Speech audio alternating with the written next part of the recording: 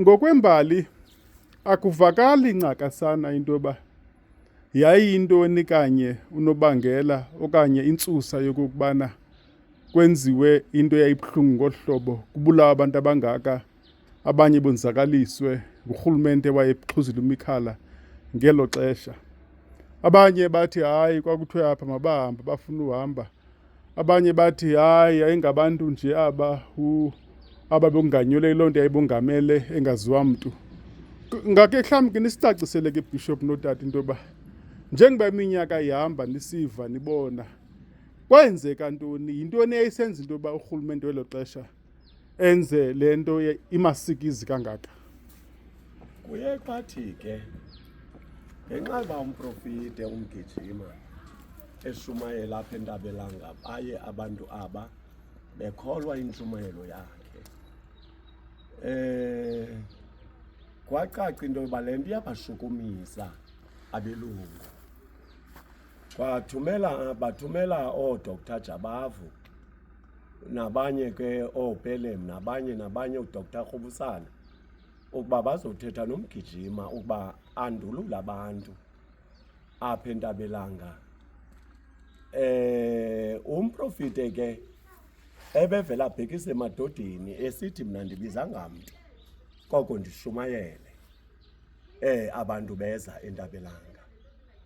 Athi kamadoda xa iphendula thina asikwazi ukumka kule ndawo ngokuba siboniswe le ndawo kunjawunje nentshumayelo akholwa yiyo yila inikwa ngumprofite kule ndawo. Kwacaciseka ke le nto ikhula ubheka pha bemane beyibuya abelungu ukuza kubakhupha apha entafuna bephumile apha eNtabelanga. Kodwa kwacaciseka ke abantu baye begcwala endaweni yokuhla baye bebabaninzi. Yamshukumisa ke ngoku urhulumente wabona into yokuba ke makazobakhupha ke ngokwamandla akhe, asebenzisa amandla akhe ke le nto ke wayenzayo apha yozobakhupha ke ngeforce ngokubabulala. Thumela amapolisa ukuba ke abulala ke amapolisa. Isizathu abasibethelwayo apha baba bekhonza besithi uThixo babonisele indawo, ayikho enye into. Urhulumente yena emveni uba kwenzeke loo nto, ingaba ikhona into eyenziwayo ngurhulumente welo xesha usukela ngo-1921 uzotsho ngo-94 ukwenza noba yile nto kuthiwa mhlawumbi i-atonement, intlambululo, okanye ukuzibona into yoba ngaba baphazama? Akhange urhulumente okokoko enze nto ngaphandle nje ke ekuzothi ngeli xesha le-ANC kwangona ke urhulumente ayafuna ukungenelela kule nto ilandela enomdla ke kuyo. Kodwa abarhulumente babelungu abuzange benze into ngesehlo. Sibona izakhiwo ezihle apha ezibonakalayo futhi baziphetheke kakuhle. Ingaba oku kuhle sikubonayo apha nala mangcwaba nayo yonke le nto ilapha zazakhiwe ngeliphi na ixesha? Ingubani owayexhuzula intambo zomkhala kweli phondo leMpuma Koloni? Ezi zinto nezi zakhiwo ke nizibonayo ziqalwe ngexesha likaPremier uMakhengesi Stofile. Siqalwe ngelo xesha. Zaye ke kungenelela lobu urhulumente uba national. Ngeli xesha ke sekulawula i-ANC. NoSimo Bhalindlela nje bubona kwela litye lalizobekwa nguye uNosimo Bhalindlela eyiPremier. Nezinye iPremier ke zalapha Eastern Cape zizile apha amaxesha amaninzi. Nalikhoyo iPremier izile amaxesha amaninzi apha eNtabelanga. Ndifuna ukuthi ke nezi zakhiwo zonke ezi sincediswe ngurhulumente kuzo. Masilibulele elophulo mntanomhle. Mhlambe lokuvala ke leliphi ilizwi ongathanda ukulibhekisa eluntwini kulutsha kweli xesha ke siphila kulo ngoku lezinto ezininzi esizaziyo into yoba zongamele ngakumbi indlu entsundo? Leliphi ilizwi elinolibhekisa nikweli cala, mhlawumbi nezinto ezinothi zidlalwe leli ziko ekubuyiseni isizwe? Eyokuqala yeyokokuba umlindo Israyeli njengoba beshumayela apha, into wayeyishumayela wayisithi uYehova uyalichitha ilizwe, uza kulishiya lingenabemi. Athi ngomhla lowa kuyikonwaba intlanzi emanzini, igala emngxunyeni, intaka esibhakabhakeni.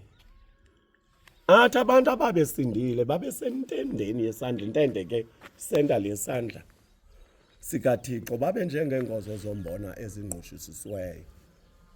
Esithi kuThixo ufuna abantu behlambulukile, beklini njengezingozo.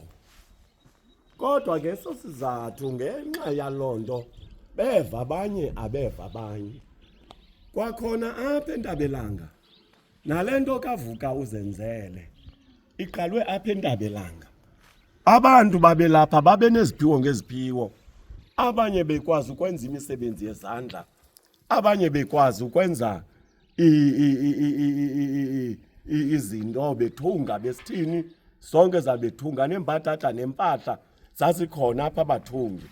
Kukho nabaculi apha ababengabaqambi bengoma.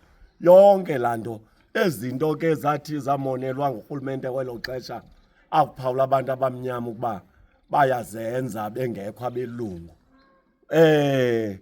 Kodwa ngoku ndiyacinga abelungu bayabona ulwamvila labantu abamnyama, ngoba umlindo Israyeli uyibonile into yokuba indoda emnyama okanye ke iibhokhwe ezimbini zisilwa, iinkabi zeebhokhwe ezimbini zisilwa.